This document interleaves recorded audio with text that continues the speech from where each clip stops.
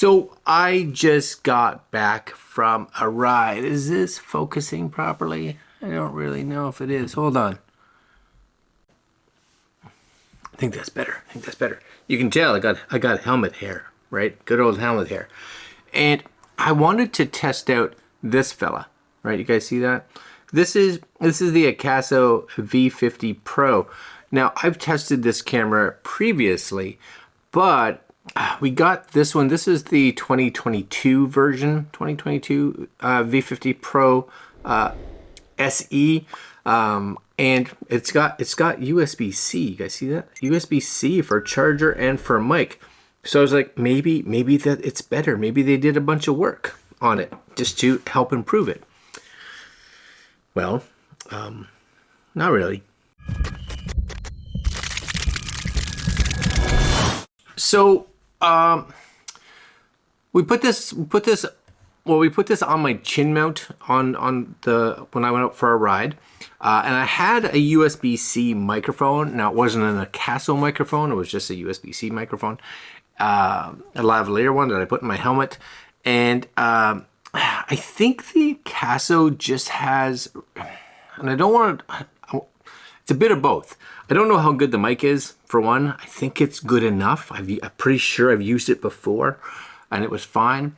But I had the mic inside my full face, kind of in behind like the chin guard, which is where my other mics are. So it should be okay.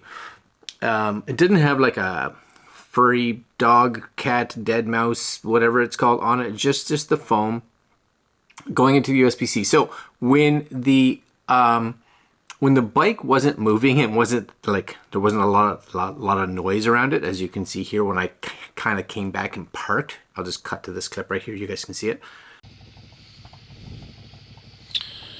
All right, guys. I don't even know if you can hear me. I got two completely different gloves, so that's excellent. That's not what I need. What I need is that glove. It is currently 17 degrees, I think it is, 17 degrees, 18 degrees, something like that.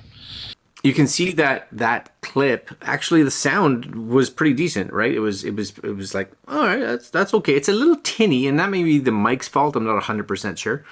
But one of the things that you'll see as well is that, or hear as well, is that as soon as you start moving with the sound of the bike and the sound of some wind, probably not a lot of wind, but the sound of the bike for sure, everything's just loud.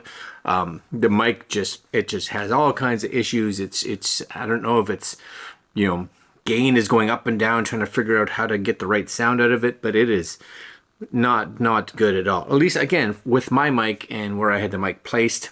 And I have an older GoPro Hero 7.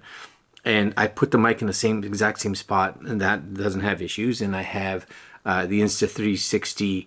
I've had the One, the R, the RS with mics, and maybe not the One, not the 1X.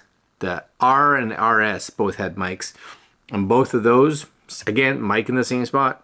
The audio is good, so I don't want to blame the microphone. Sadly, I think I have to blame this fella right here, right? This guy right here. And again, when you look forward on my dash of my bike, you will see that there is nothing camera-wise on the dash, but there will be a camera here on my way back. So I'm gonna do a ride up here for you guys to get a decent idea. Now, I also am hoping, this is just a full-on hope, is that I can actually get my battery to last, because...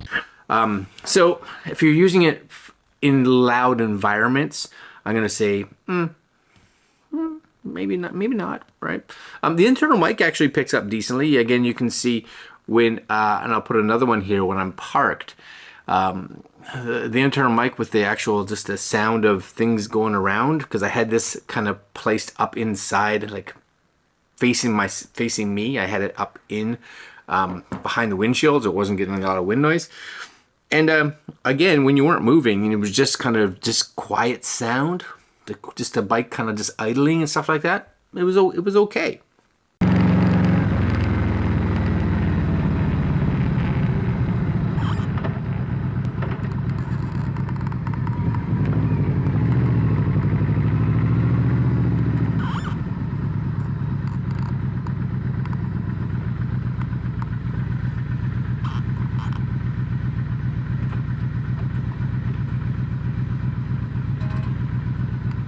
So the internal mic I think should do okay. Okay, it's fine, I guess. Again, not anything in comparison to one of the newer flagship cameras from like Insta360 or DJI or GoPro. And the two last things, I guess, in regards to video, color is decent. It actually exposes okay. That's okay. I don't mind that. It definitely seems over sharpened. It's been a long time since I've looked at the V50 Pro series, but it definitely has a bit of over sharpening to it. Not a lot you can do about that, I don't think.